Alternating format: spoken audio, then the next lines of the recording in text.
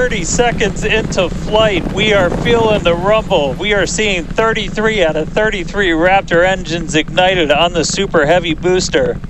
Booster and ship, avionics, power, and telemetry nominal. Acquisition of signal, Corpus Christi. Continuing to get good call outs. Our trajectory looking nominal, systems looking nominal. Just amazing to see all 33 lit up once again.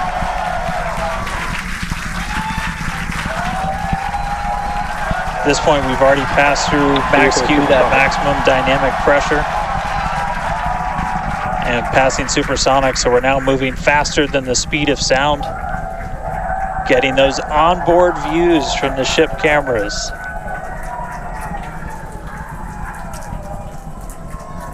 Now the next major milestone is going to be a hot staging maneuver. Again, we're going to be doing that in just about 90 seconds. To do that, we're going to shut down all but the 3 center Raptor engines on Super Heavy. That'll be our MECO, our most engines cut off. And then the clamps holding the 2 stages together are going to release. Starship second stage will ignite its engines, the RVACs first, the sea levels right after that. The sea level engines will be splayed or just kind of pointed out at about a 15-degree angle. So if you look close and we get good tracking, you might be able to see those center right after. And so those 6 engines will push Starship off of the booster.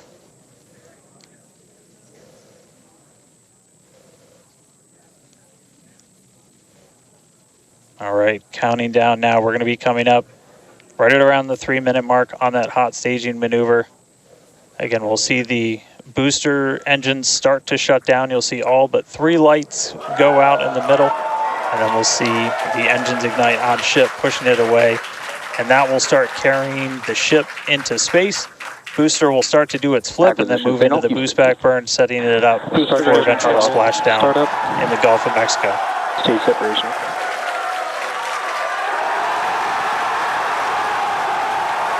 Boost back startup.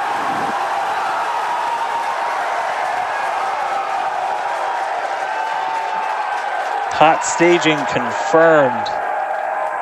Boosters now making its way back, seeing 6 engines ignited on ship. Kate, we got a Starship on its way to space and a booster on the way back to the Gulf. Oh man, I need a moment to pick my jaw up from the floor because these views are just stunning. These are live views from Starship. First stage is currently performing the ship avionics, power, and telemetry nominal. Good there, news informing us that the second stage or the ship, everything looking good, nominal there. First stage is currently performing the boost back burn, expecting that to last about 1 minute. That boost back burn, that boost back burn propels the booster back towards the coast, taking it to a landing in the waters of the Gulf of Mexico. We're only using the Super Heavy boosters 13 center engines from here on out. As whenever they relight, you'll be able to see that in the left bottom corner. Those are the ones that can gimbal. In other words, they move and change direction in order to change the thrust to steer the first stage back to Earth.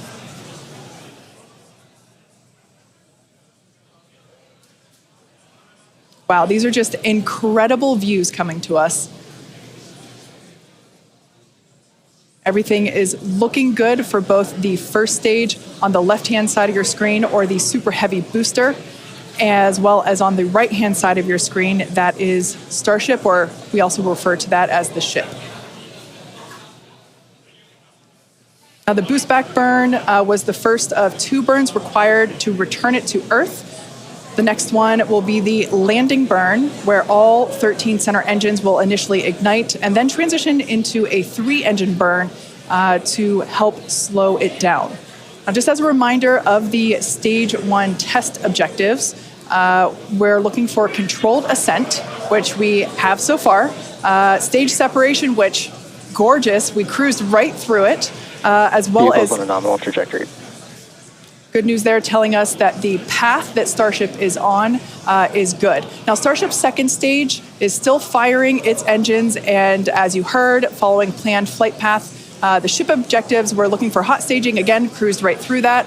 We're looking to demonstrate controlled ascent, as well as orbital insertion. Now the bottom right-hand corner of the screen shows the ship engine graphics, so be sure to keep an eye on those. Yep, Kate, this is just a phenomenal test so far. Super Heavy is performing beautifully today. It's on its return leg of the journey. Ship continuing to burn its 6 engines, those larger circles, the Raptor vacuum engines, the inner circles, the Raptor sea level engines. We're about 30 seconds away, just under 30 seconds away from the start of the boost back burn. The landing burn on the booster. You can see the grid fins rotating.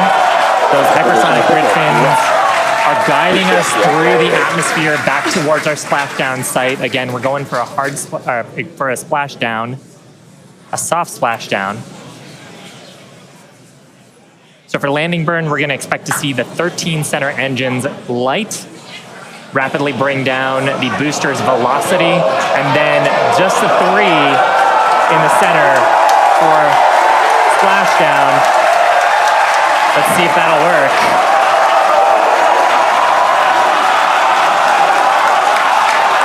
We're getting a few engines.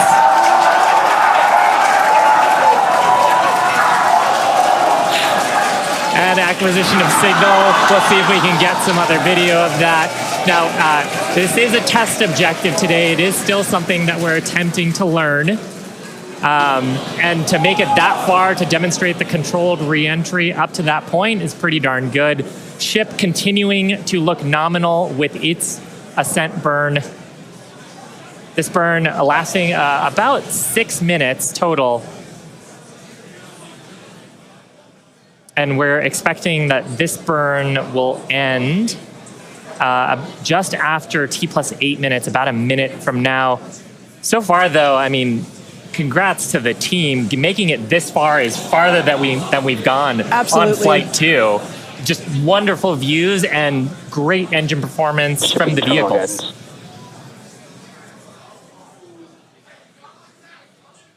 So far, we've hit controlled ascent. We're in the middle of that right now. We demonstrated the hot staging. Kate, as you said, cruised through that.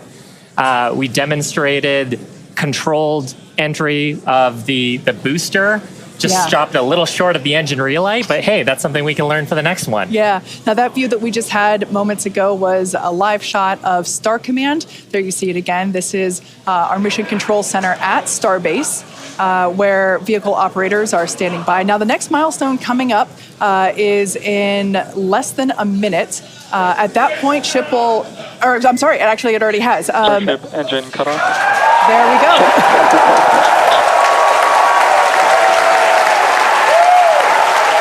As you heard there by the call out and from the crowd behind us, Starship's 6 Raptor engines have successfully shut down. We heard a call out for nominal orbital insertion, which is incredible. Look at these views, Dan. I'm just completely blown away right now.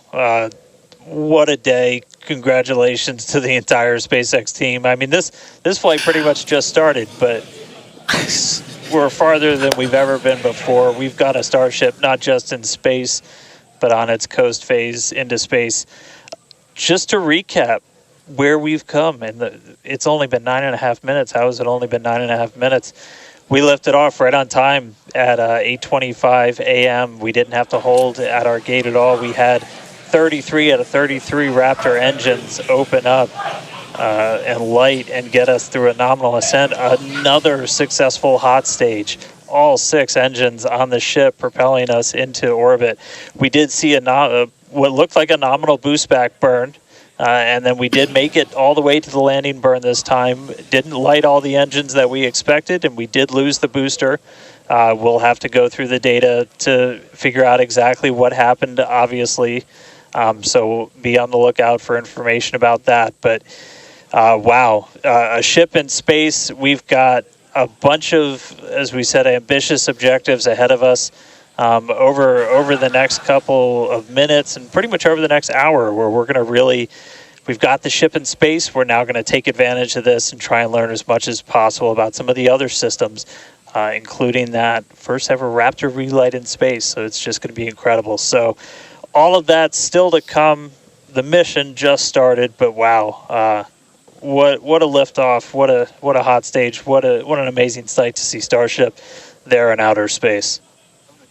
I can't believe we're seeing it in space. This is awesome. Wonderful. Now, we are going to be coasting for the next about 30 minutes or so. We'll be back around the T+40 minute mark. And that'll be Starship continuing to coast, hit those ambitious test objectives, and then continue on to reentry.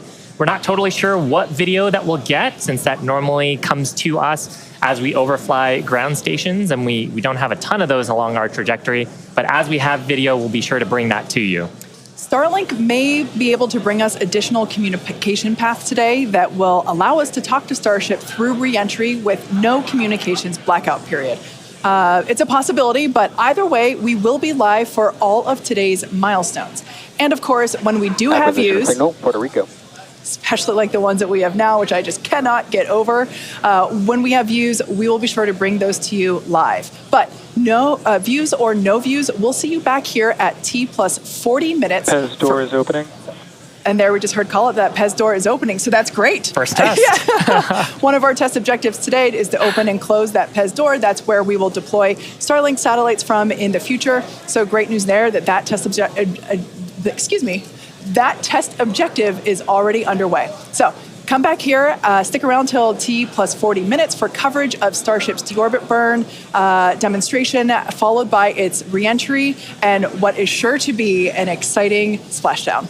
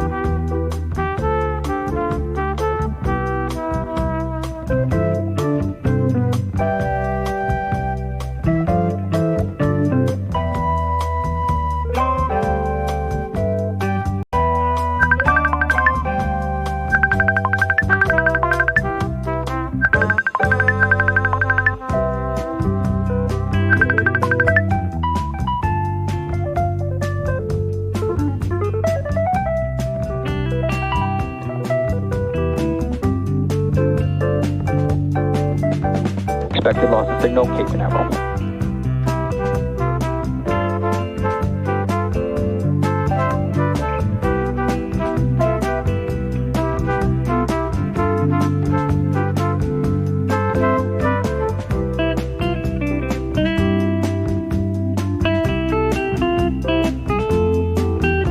Pez checker.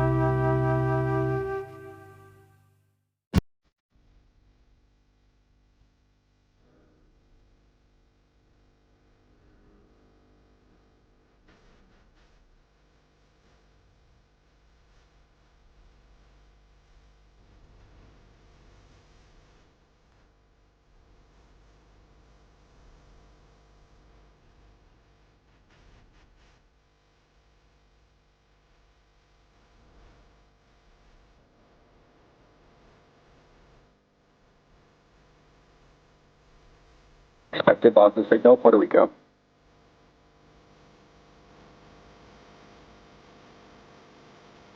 In that host-based particular portion of the flight where they should be approaching the moment of the cryo transfer milestone. There's going to be an important milestone. So hopefully we get any news. Ooh, there we go. We have some views there. Is that the payload gate door opening? Ooh, look at that. Look, is that look at that bottom there. What is that? Is that a I fuel believe tank? it's probably condensation from the inside, because they have these lines to the header tanks. The header tanks are on the nose cone, so this is from the inside of the nose cone. Obviously, that was probably some leftover, but you can see some pieces, some floating pieces there. There are definitely microgravity there. Oh my gosh! Slowly opening. Insane. This is like, okay. Can we already like? I'm already above expectations. Like, Oh yeah. I'm far above. Completely. I was like, hopefully they get similar to Flight 2. That would be cool. No, they just smashed it. They just smashed it. I mean, it's probably too early to to recap everything, but so successful ascent of booster 10, hot staging, ship engine start, boost back burn start on the booster. The booster went through reentry, and it's been quite an amazing time. Obviously, the booster had a little bit of a trouble there with the landing burn. That is something that they obviously have to work through. That was the new thing here, right? That was a new thing to do with the booster. So everything new that fails, well, they'll learn from it and do better next time. But there you can see the payload bay door is slowly opening, and we're getting another milestone ticked off. The ship is on that trajectory to the Indian Ocean. The payload bay door is opening, and shortly, in about 4 minutes, I believe, it is the moment that they're gonna be doing that transfer of propellant from headers to the mains. I mean, that's a short recap, but it is nonetheless any little thing. It's quite an amazing step forward compared to Flight 2, and I guess we have cameras back. And we are not done yet. That's the we are already talking about what an amazing step this is, and we are not done. Right, there's more. But on the last flight, we saw the amazing, the launch and hot staging, and then 2 RUDs, and that was it. So we have more to talk about here, more coming down from Starship, and you can see us now too. It's been an exciting morning. It's been actually fun watching the two of you on camera here as this is going up. And one of the things that I love about working with you all is just the excitement that we all share for this. And as we're watching, guys, look at that. Alex, it looked like it was, almost not a routine launch, but it almost looked kind of normal here, that everything just worked. Yeah, I mean, boy, it's like the ascent portion worked just as expected. I'm mesmerized by these views, by the way. That's why I'm not looking directly at the camera. You can see me grinning and looking at my own screen I have here, our feed. And boy, it is such an amazing view that we have. This is something, ever since Flight 1, I was like, please, flap cam with the Earth underneath, coasting at orbital velocity. That it is such an amazing thing that we finally are seeing this, and obviously ticking off more boxes in that long list of milestones. I'm almost losing my voice because I was muted when the liftoff happened, but I'm mostly sure that you, Lon, were seeing me yell out of my lungs basically here. I was yelling myself, 73 Raptor engines again! That was the reason why I also was muted, Alex. Like, drifting off. That's pretty common with these vehicles in general. But yeah, earlier I saw one of those and I'm like, it's going from dark to light. I think that could be a tile. But yeah, it's probably solid oxygen on all those. But you could see there were some missing tiles. The vehicle is going to be going through re-entry. And with a couple of missing tiles, it might be able to survive. But when it's in a large block or section, we'll be able to go through multiple pieces of footage from all angles and be able to see at least the tiles where they're missing the most. Those are going to be the suspect areas of the vehicle. But it's usually the glue around the bands, at least on the previous flights. But they went through and did quite a bit of testing for pull testing on the tiles, removing one tile at a time to see which ones would stay, which ones would go, in order to verify that these are tiles worthy of the vehicle. There we go, it's back again.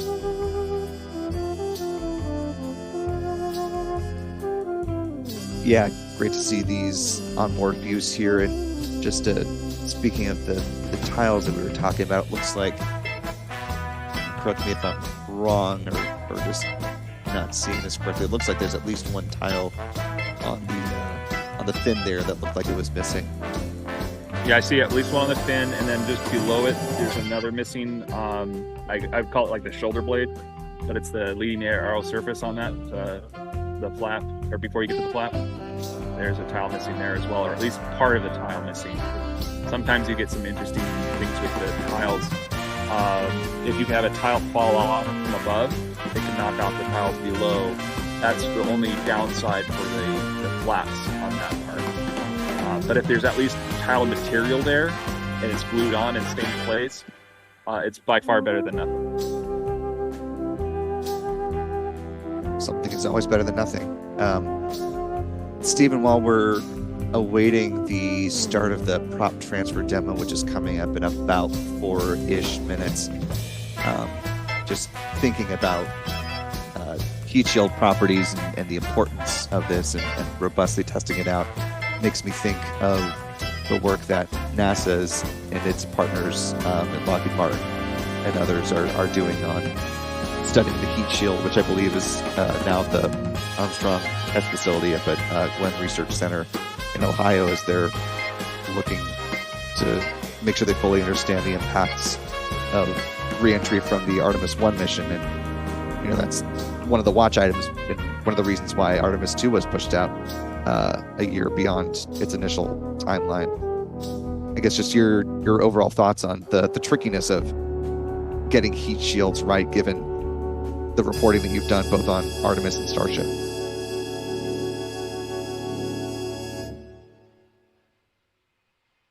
And yeah, heat shields obviously are very important for getting the vehicle back through the atmosphere. And this architecture that Starship uses is kind of similar to the space shuttle, with these ceramic tiles that are adhered to the body of the vehicle. A key difference between the shuttle and Starship is Starship is an inline vehicle. There's no vehicle. It's not hanging on the side of the rocket like the shuttle was, so you're not worried about falling debris hitting the heat shield or tiles and knocking them away. But dialing in the adhesive and the way you attach these tiles to the structure is going to take some fine-tuning, I think, over a number of flights. And of course, SpaceX, since they're using stainless steel, it can withstand some higher temperatures, so they don't need to cover the entire vehicle in this heat shield in these tiles. But you mentioned the Artemis 1 heat shield. It's a different architecture. It's an ablative heat shield, but it just drives home the point that watching the performance of the heat shield and learning about how those perform in the hypersonic environment as the temperatures build up to thousands of degrees is, you can do the modeling, you can do the simulations on Earth and arc jet facilities, for example, but getting the data in flight is crucial. And getting through this launch with Starship, getting it into space, SpaceX is about to finally gather some flight data on how the tiles perform.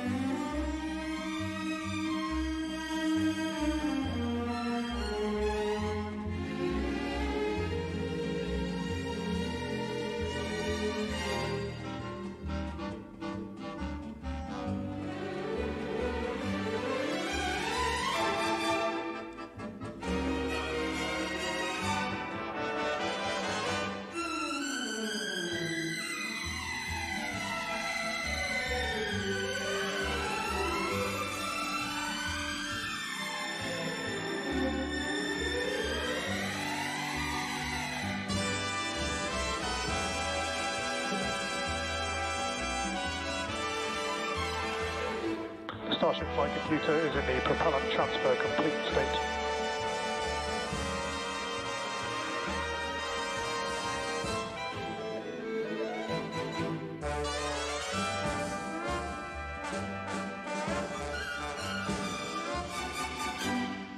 I want to point out, I'm not sure, and I'm not sure if that makes other people nervous here, but I'm not sure if so far they have triggered a mishap investigation. The booster's a bit iffy. We will see if that triggers a mishap. Yeah. But if the mishap they have triggered so far, it might be small. So I think we have a good chance that so far they have not significantly triggered a mishap. Go ahead, Alex. So the propellant transfer demo is complete, which is quite amazing. That means that is good news. And they should be preparing to close out that payload bay door. You can see there that feed from inside the nose cone, the payload bay. Hang on, I need to point my. Oh well, now it's gone. Whatever. But yeah, one of the complicated things about this is not just the transfer; it is also keeping it cold for long terms. And just to put this into perspective, this sort of thing of transferring cryogenics between vehicles in space, it has been tried before, but with quantities in like the single digit of kilograms. We're talking here single digit of tons. It is 3 orders of magnitude. It's 1,000 times more propellant being transferred here, cryogenic propellant, than what has been tried on previous missions. So this is quite a step forward. And in the future, instead of being single digits or 10 tons of propellant, it needs to be 1,200 tons, which is what the propellant load is on the ship. And in future versions of the ship, it will probably be even more. So that's a lot of more propellant that they need to transfer in the future. But if this is indeed a successful test, then it's the first step. Off all the boxes. It's kind of crazy. And it is kind of crazy because, and you think about it, just having it still be a intact spacecraft at this point is far beyond where they were before. But they're also now meeting the milestones. The cargo bay door. We're waiting for confirmation on whether or not that has been closed properly. The fuel transfer looks like it is complete. And now the next step, of course, is there is closing. Getting the updates here from SpaceX is. I love the music they've chosen. We didn't get the usual space tunes that they they put up. And I think we are approaching now so there's one final thing that could go wrong here, right? That's the in-space relight of the Raptor. If that goes well in 12 minutes, then we are going for reentry. Like, if they don't blow up the ship now with this in-space relight, I'm feeling quite optimistic about it. Then they are going for reentry. Every single Starship flight, I don't know if you guys feel the same, but it feels like, what is going to be the milestone where they, have a run? I expected the booster, so the booster outcome is pretty much what I expected, that it will ace the boost back burn, it will probably go through re-entry more or less unscathed, but perhaps towards the end of that entry, not the entry burn, the re-entry, just that, it will go through the re-entry unscathed, and then perhaps towards the end, it will probably have an issue. It's what we saw, and I just heard a call out that Raptor engine chill has started, so that is good, because that means they're preparing for that relight of the Raptor engine. Remember, it takes about 19 minutes or so to relight, to chill down the engine. So we are at T plus 30 minutes, so it kind of makes sense, because I think it is near 40 minutes or so into the flight. So we are on that path to that. So yeah, it's like, when will this thing fail, right? When will Ship 28 fail? So far, it's ticking down all the boxes. And frankly, it may go all the way to the ocean. Who knows? We'll figure that out. That's what we're waiting for. Here's another great view from Starship right now at the T plus 30 minute mark. And it's a spaceship. And we're seeing, so they're using these venting, well, this looks like the engine venting for relight, right? That's what we're waiting on here? Yeah. Yeah, this is... So, what we are seeing, there might be multiple things we are seeing. Sometimes they will also start to vent some gaseous boil off at this point, like other rockets do. But part of this will also be the engine chill that is ongoing right now. Because the engine chill basically means you flow some liquid oxygen through your engine and prepare it to be not cryo shocked. So that's what they're looking closely. It's because I'm looking at the. Ooh, look at that! All the frosty bits and coming out. We see a similar thing on the MPAC engine on Falcon 9, if you remember. Right. When they chill down that engine, they have like this chunk of ice of ice. Yeah. So that is very interesting. You can see. I'm also focusing on the tiles. There might be maybe one missing. It's super complicated to say, and that is a good news. Excuse me. That is good news because with ship 25, it was very easy to notice that tiles were missing. Right. Now it's like maybe here and there, like looking at the footage, it's like maybe one. Right? It's that kind of thing where, okay, maybe if it's like a couple of them, might still be good to go. That's what we're gonna figure that out, right? In just a few more minutes. Boy, it's amazing to see. This iterative approach. It's really neat to see this iterative approach really paying off. And Adrian, what I'm watching here is something that I once heard about in the space shuttle program, which is called barbecuing. Is this being done for thermal purposes to try to keep the temperature equal across the two sides of the spacecraft here, or is this just to demonstrate maneuverability? I'm wondering about that. Do we know if Starship is barbecuing, Alex? Like, is there a barbecue roll? It kind of looks like it. They seem to be doing that barbecue roll. One thing that I'm interested to see in this sort of relight demo is, two things. Whether the ship goes back on it, so right now essentially moving in one direction, right? And then reorienting back, or if it will keep being thrusted, basically pointed forward. So far, from what the graphic on the SpaceX stream points out, it looks like it's pointing back.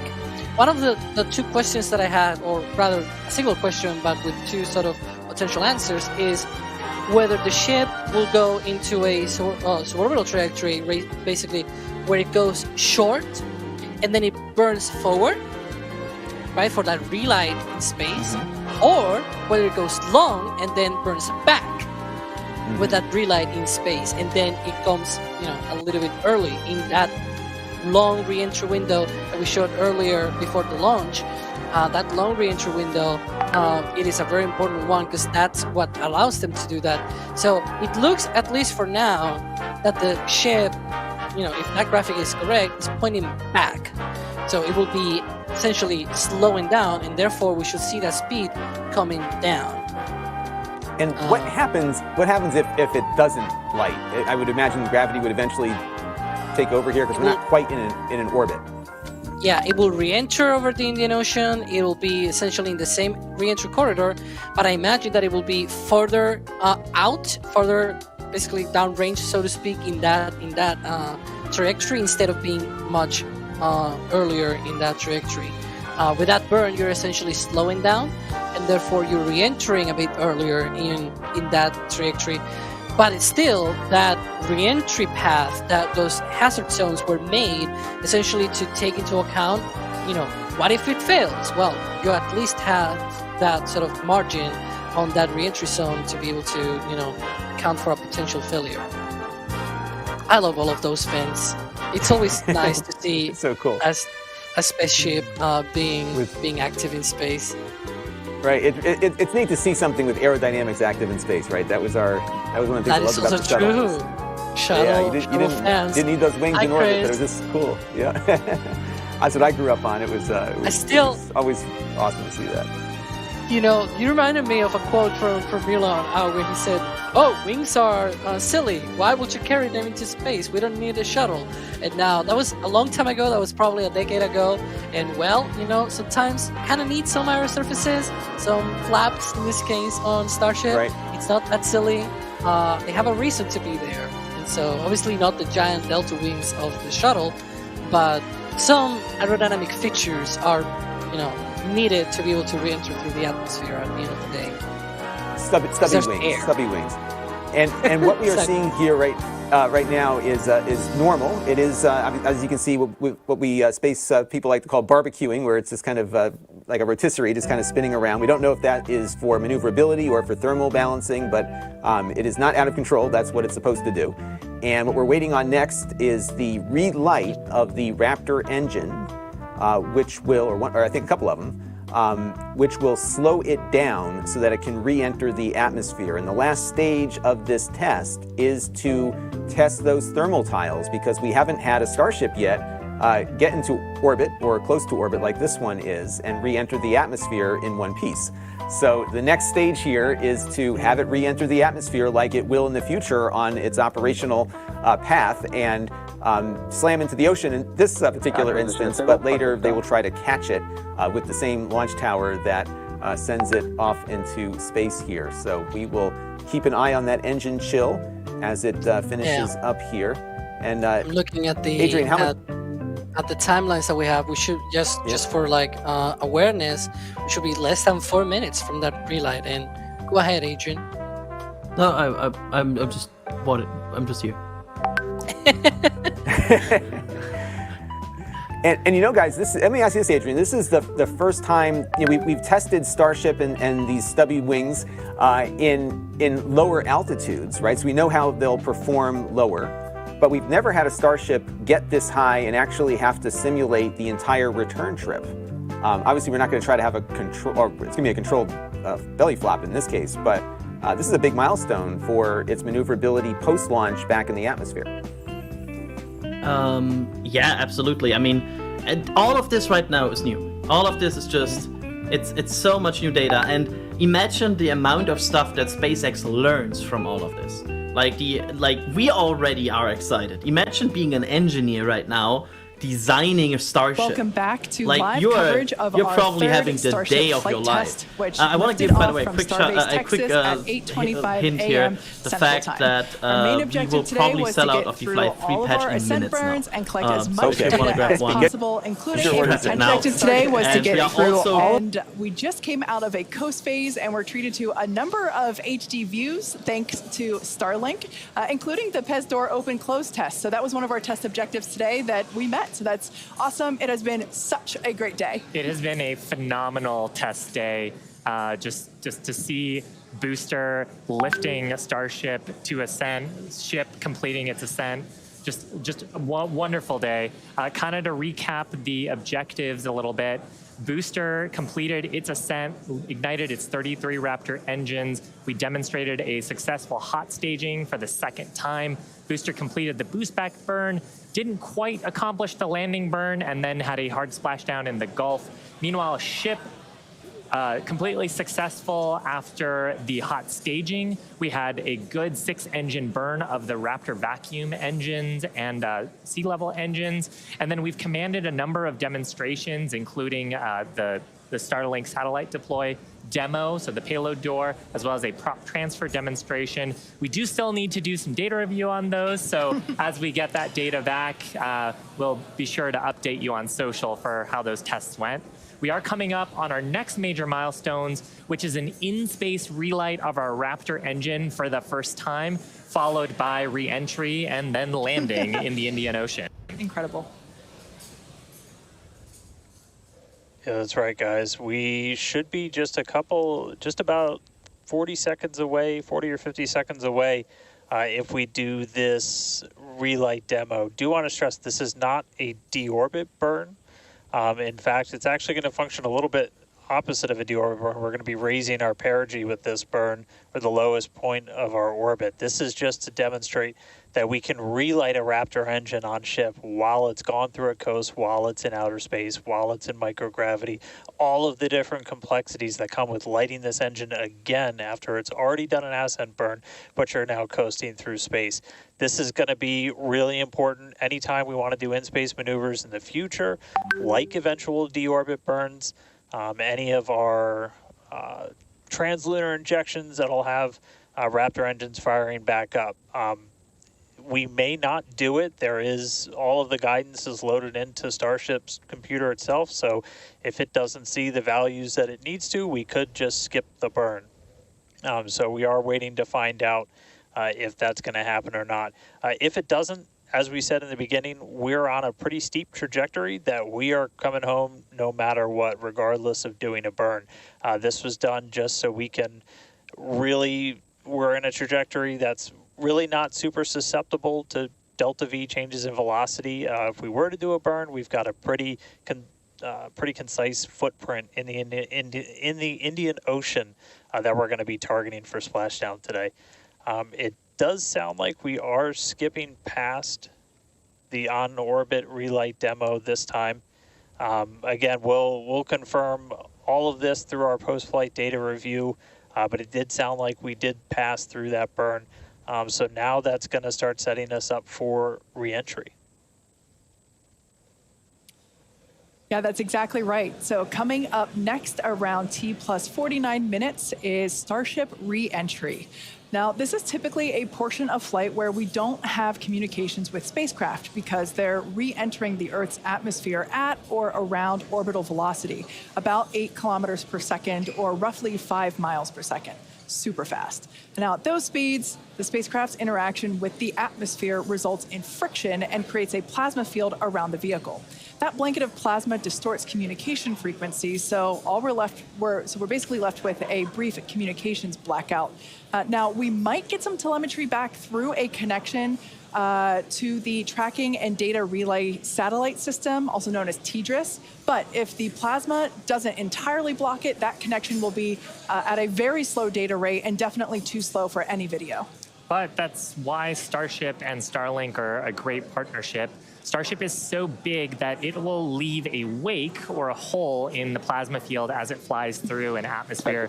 You can think of a wake kind of like when you see a boat going through the ocean. It sort of leaves a trail behind it. There's some of those great views from Starlink giving us views of Starship's onboard videos. And so we're hoping that the Starlink on board will let us, just like we're seeing these videos now, see through that plasma field by maintaining a continuous communication lock with the satellites on orbit through the wake that Starship leaves behind. Now, this is only the second time that we're testing Starlink during reentry. So even though we do have these great visuals now, don't be surprised if we manage to get some signal hiccups through. We're still learning about what that wake will actually look like in practice and whether we're able to get that live continuous high-speed data during reentry.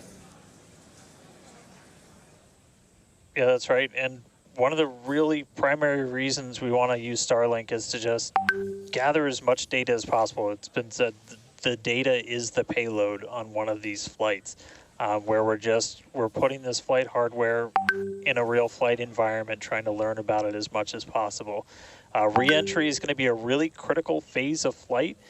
We really want to know how the ship's going to perform, especially that heat shield as we're going through the hypersonic re-entry. So if something were to go wrong during this re-entry, we want as many paths as possible to collect that information, that data, just to, again, just continually feed back into the Starship program to make each flight more reliable, more successful. Acquisition signal, Mauritius.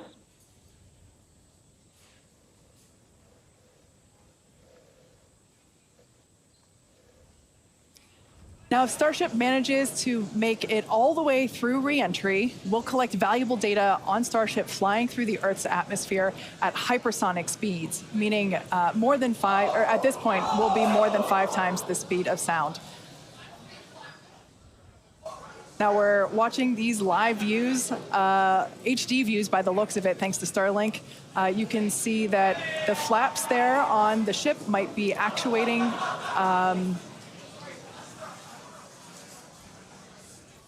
Certainly some incredible visions of planet Earth behind Starship. Now, we've already validated Starship's ability to fly and land at subsonic speeds. You might recall those suborbital flights from a few years ago, and we can see those flaps there. So getting data on aspects like heating and control while traveling way faster than we did before is going to be critical to eventually bringing Starships back from space for rapid reuse. So I mentioned those flaps. That's one of the things that enables Starship to help control itself and survive the heat of reentry, which, like we said before, we're expecting that reentry to occur around T plus 49 minutes. So we're getting pretty close here. And what you're seeing here, it looks like the vehicle is sort of moving back and forth. Part of what you're also seeing is one of the cameras, this onboard view that we have, is on the end of a flap. Starship has front flaps and rear flaps in the vehicle. So we've got 4 of those. And oh man, we can see the heating on those flaps as we're starting to re-enter the Earth's atmosphere. This is where the Earth's atmosphere is doing the work to slow us down. Now, like we said, this plasma field is, wow, what a view. We hope to maintain these views throughout. Starship is so big that we're hoping that the plasma field doesn't entirely blanket the entire vehicle. Right now, it is not. The Starlinks are Views brought to you by Starlink. Yeah, the Starlinks are still communicating and still capturing the data and the video that we see here.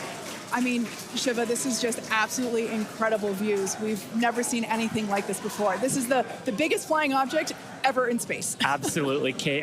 And it's important to note, with the ascent burn that we did was to get us to orbital velocities, even though we were on a nearly orbital trajectory. So the heating and the loads that Starship is going through right now are what it would be getting if it were recovering from an orbital mission. And just the fact that we have views through entry, this is incredible. Yeah. Again, this is the furthest and fastest that Starship has ever flown. And you can definitely tell by the crowd here in Hawthorne. The heat shield tiles doing their work. We talked about it earlier. Up to 2,600 degrees Fahrenheit that those heat shield tiles are dissipating as we are re-entering. Yeah, now this was one of the critical, or rather the key mission objectives that we were hoping to hit today. We have never, like I said before, this is the fastest and furthest that Starship has ever flown. So this is the first time that we're getting to collect this re-entry data and understand how these 18,000 hexagonal heat shield tiles are working together to protect the belly of Starship as it re-enters the Earth's atmosphere. Once again, the atmosphere is doing us a big favor here by 80 kilometers altitude. The atmosphere is actually doing us a huge favor here by acting as a braking system for Starship as it re-enters the atmosphere. And that's part of the reason why the flaps are so important. We're using the body of Starship and the drag from the atmosphere to slow us down from orbital speed, but you want the vehicle to remain stable. You want those heat shield tiles pointed down so they can absorb the heat of the Earth's atmosphere. And so that's the purpose that they are serving during the hypersonic phase and then again during the subsonic phase. Absolutely. So like we said, these views are being provided by a couple Starlink terminals that are positioned on Starship itself. As that plasma builds, we're hoping that we can bring these views back to you, but you can see the telemetry there on the right-hand side of your screen. If you watch closely, you can see the speed decelerating. Again, that's the friction of the atmosphere resulting in this plasma field, or excuse me, the blanket that is potentially blocking the Starlink terminals right now. So we'll bring those views back to you if we get them. But right now, for those of you that have recently joined, Starship is currently re-entering Earth's atmosphere. This is super exciting because it's the furthest and fastest that Starship has ever flown. It's just absolutely incredible. Major test milestone, something we wanted to accomplish on Flight 2, getting to it today. So just awesome. Now, we actually have some heat shields here. So these are what's doing all the work on Starship right now. There are 18,000 hexagonal heat shields like these. So this one that I have is flat, like this is what would be positioned on the flaps of Starship, whereas Shiva has something a little different.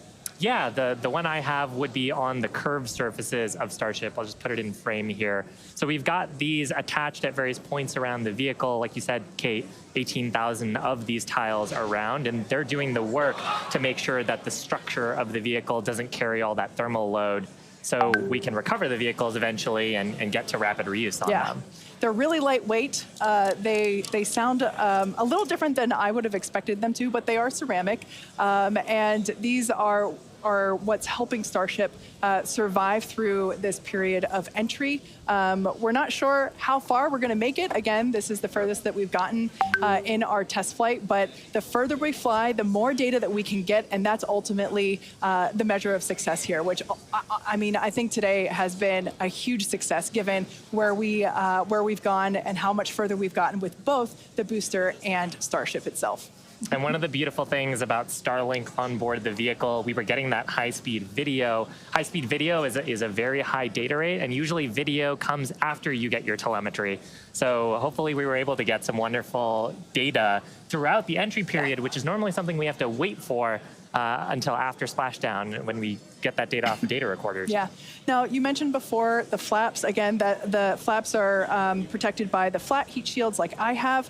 There are 4 of those positioned on Starship, 2 at the forward end or the top end, and 2 at the bottom or aft end. And they operate independently to aerodynamically control the vehicle's attitude or positioning during atmospheric flight and enable precise landing at the intended location. So today we are intending to splash down in the Indian Ocean, and we're hoping that we can make it that far, but regardless, it is an exciting end to what has been an exciting day. Absolutely. And I mean, we've had some tests in the past. We had suborbital campaigns where we have tested out the aerodynamic flaps at subsonic speeds. So that's below the speed of sound. At hypersonic speeds, well, supersonic speeds first, so faster than the speed of sound, and then hypersonic speeds. So that's more than 5 times the speed of sound. The equations of motion change, how the vehicle responds changes. So going through that control phase where we're going from faster than the speed of sound to below the speed of sound was one of the objectives today. Yeah. And that's actually a great point because we are expecting that entry subsonic period to occur around T plus 1 hour and 3.5 minutes. So we're not there yet. We're about 10 minutes away from that point. So again, that is when Starship would be traveling slower than the speed of sound thanks to the atmospheric braking system.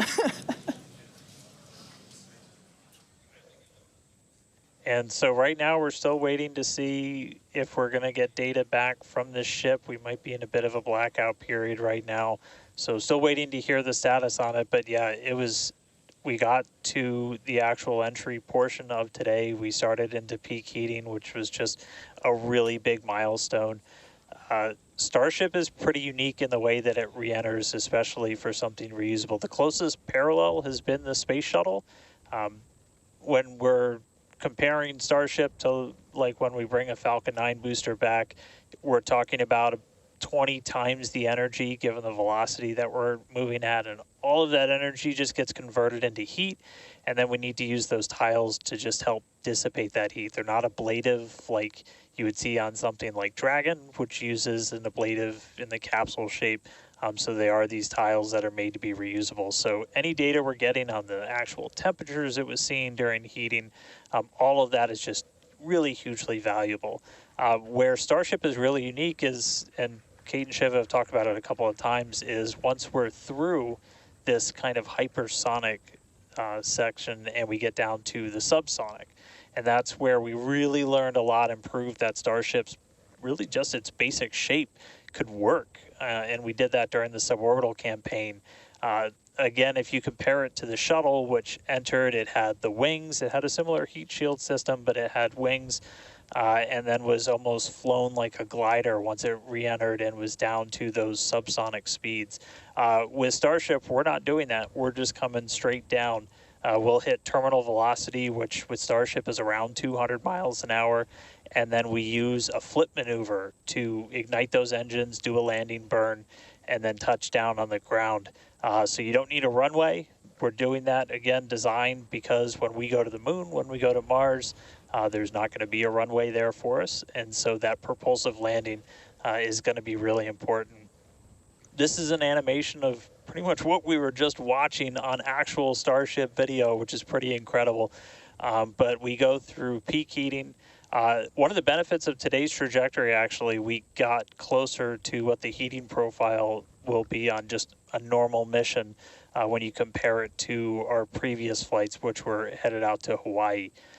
So we go through peak heating and then we hit subsonic, and then Starship splashes down in the ocean. Again, we're not doing a landing burn on this flight, and we're not expecting Starship to survive the impact. We're not going to be recovering any of the hardware. For now, though, we are just still waiting to see if we're going to get some signal back. We're currently at a loss of signal with Starship. Don't know for sure what its status is, and so we're just continuing to listen in. But it was pretty incredible seeing the flaps really do their thing to maneuver the vehicle as it's moving through hypersonic. One of the big trade-offs between something like Shuttle and Starship is wings can be pretty heavy. And so if we can really demonstrate that Starship's controllable through that hypersonic regime when you're coming through the atmosphere, 25 times the speed of sound, you can save a whole lot of weight by not having really big wings. So super valuable to get this data, super valuable to then figure out what we're going to do on our next test flights. Yeah, and you'd brought up a really interesting point too, that for on Shuttle, you are gliding in, going back to a runway. On Starship, because we're landing vertically, we are basically coming down, and then we've seen this during the suborbital campaign. We're not going to see it today, but during the suborbital campaign, we did the flip maneuver and then light our engines for a landing burn. And that's also really important for some of our other terrestrial destinations, that we don't have as much of an atmosphere on Mars. There is pretty much no atmosphere. There's some great views from our previous test campaigns of a landing burn and upright landing. But on the moon, there is no atmosphere. On Mars, the atmosphere is extremely thin, so you actually need some other sophisticated techniques that other landers have used to land there. And so this vertical landing technique is really important to landing on destinations like those, which is ultimately where we're trying to go. Yeah, absolutely. So we hope to demonstrate that landing in future missions. That wasn't one of our objectives for today. We wanted the ship to focus on opening and closing, the first demonstration of opening and closing the PEZ door, which is where we will deploy Starlink satellites from in the future, as well as a gathering data on how the heat shield tiles performed during the entry period. And so far, all of that has gone really well. So overall, it's been pretty great, and it's great to see how those initial tests that we performed a couple years ago for those high altitude tests allow us to see what those will look like in the future. But this piece that we're doing today of, okay, if we are coming back from orbital velocity and we're going through that entry period, that is the missing piece, right? We already figured out how to land once the ship gets to a certain velocity or altitude, and it's really this piece that we were trying to figure out today. How do we get Starship to survive orbital velocity atmospheric entry? And we hope to find out soon. Yeah, I mean, we talked about rapid iteration and how we do design. Part of our philosophy is testing early and often and trying to test in a way that is as flight-like as possible. But there's only so much you can do in a chamber where you're trying to simulate the atmosphere in a laboratory. So there's nothing quite like when the heat shield tile hits the atmosphere in flight to gather that wonderful data and prove out some of the analyses and probably teach us a bunch of things that we didn't quite get right. For sure. And obviously, for those of you that have been watching along with us, those were incredible views to see of that entry period where we saw the heat generating because of friction as the belly of Starship was making contact with the Earth's atmosphere, and that resulted in some plasma. So as Dan said before, we believe that we're in a bit of a blackout period at the moment. We are expecting the vehicle, if it's still alive, we would be expecting the vehicle to be approaching subsonic or slower than the speed of sound speeds in 3.5 minutes from now. So if it's still up there in one piece, it still has a way to go. We're not there just yet. But we saw that plasma field building up around the exterior, which can blanket the entire vehicle, as it does with all of our Dragon missions, and we're at a loss for telemetry at that point in time. Yeah. So Dan's seen a lot of those with Dragon missions that he's supported. Yeah, absolutely. And we are hearing through some of the telemetry that it did look like we lost Starlink and our TDRS data flow at the exact same time. Now, if both of those signals are cutting out at the exact same time, that could mean we lost the ship. It has been several minutes since we've gotten any data from Starship. We are waiting just a couple more minutes just to see if we can get any additional confirmation, but that is one data point that we're tracking, and that could indicate that we had a loss or a breakup of the ship during that reentry. So might not make it all the way to splashdown today, but we were able to get through the early phases of reentry, hit some of that peak heating, which was just really incredible to see a Starship coming back from space after getting all those views from space for the very first time. So we'll just keep on listening in on the loops here, see if we hear anything over the next couple of minutes, and that might bring a close to a pretty successful day so far. So again, we did lose the TDRS. That's the tracking and data relay satellite. That's the satellite system that pretty much every spacecraft operating in orbit right now will use to get data. We were able to get some signal through that, and then we were also getting data back through Starlink. Live view here of mission control down at Starbase. So these are all the folks who are experts on the various different systems, taking a look at the live data that we did have. Probably in mission mode still, Yeah, but absolutely. it would be so tough to stay focused with what an exciting day we've had today. Yeah, to quote Monty Python, I'm not dead yet. We don't know, as Dan said. We did lose connection with TDRS, which is the tracking and data relay satellite system, and Starlink at the same time. So it is a realistic possibility that we lost Starship, which honestly was always on the table. We didn't know how far it was going to get. The further we could fly and the more data we could collect was always the biggest win. And so regardless of, if we did lose the vehicle and we are not able to, make it all the way to our intended splashdown, note that we weren't intending to recover this vehicle, either vehicle, the Super Heavy booster nor the Starship. We weren't intending to recover either of them. They were both going to basically hit at terminal velocity and break up upon contact with the surface of the ocean. So we're standing by to hear whether or not we are going to be able to get telemetry readings back, but we are possibly anticipating news that we lost Starship due to basically a double blackout from TDRS and Starship data at the same time. But this is, it's worth mentioning, this is the first time that we have come back at these speeds Absolutely. in any of the test flights that we've done so far with Starship. So we are trying to prove out that the heat shield works as intended, that the controllability at those hypersonic speeds works as intended. So if we were able to get back any data on that, that means the next version, what happens on flight 4, 5, 6, is going to be better.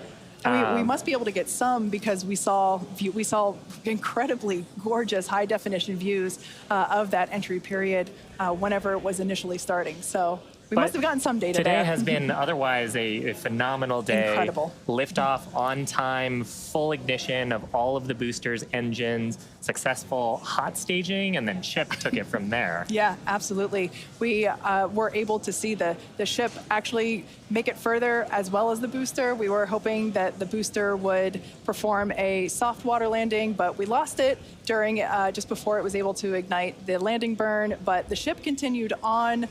We saw all six Raptor engines on the ship ignite and then shut down for second engine cutoff. And we saw some amazing views as well, and it's just been certainly a day that I will be taking many screenshots and using them as my computer desktop background for, well, until the next Starship launch. When we get even better views, I'm sure. Exactly. And we also hit a number of our other ambitious test objectives. We had a chance to at least initiate the commands for a propellant transfer demo within the vehicle. This is something that Starship's going to have to do in the future, and these sort of transfers haven't been done at this scale before, so that's a first as well. We also were able to demonstrate that the payload door functions. And we got to see that, Yeah, and so those commands were sent. Again, data review to come and make sure that everything performed as expected, but that's going to be critical to deploying payloads in the future. once Starship becomes operational. So a number of test objectives hit, much more accomplished than Flight 2, and making steady progress towards a fully, rapidly reusable, reliable Starship. Absolutely. And hey, Kate, and hey, Shiva, we were just hearing on the loops, we are making the call now that we have lost Ship 28. So as we were possibly expecting, we lost the data a couple of minutes ago. We haven't heard from the ship up until this point, and so the team has made the call that ship has been lost. So no splashdown today, but again, just it's incredible to see how much further we got this time around. We had a couple of those ambitious objectives that you guys were just walking through that we're able to take advantage of while Starship was in outer space flying over our planet for the very first time. So that was just really incredible.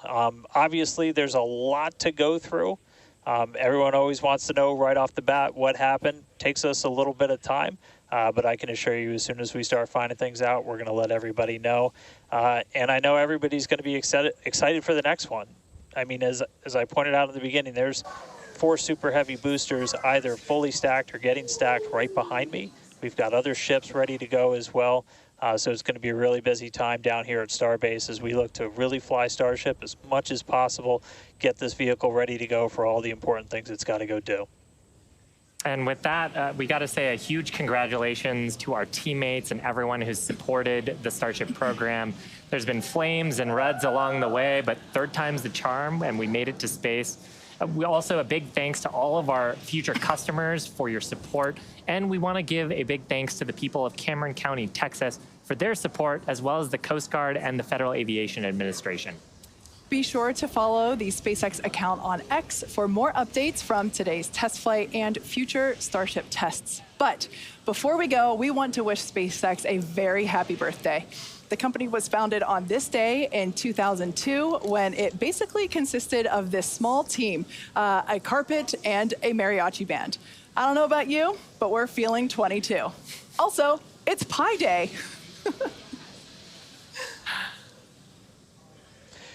Yeah, but I mean, Pi Day is constant and never ending, so shouldn't every day be Pi Day from now on? I mean, that's a really good point, and I think after a test like today's, we all deserve some pie. Thanks for watching, and we'll see you next time.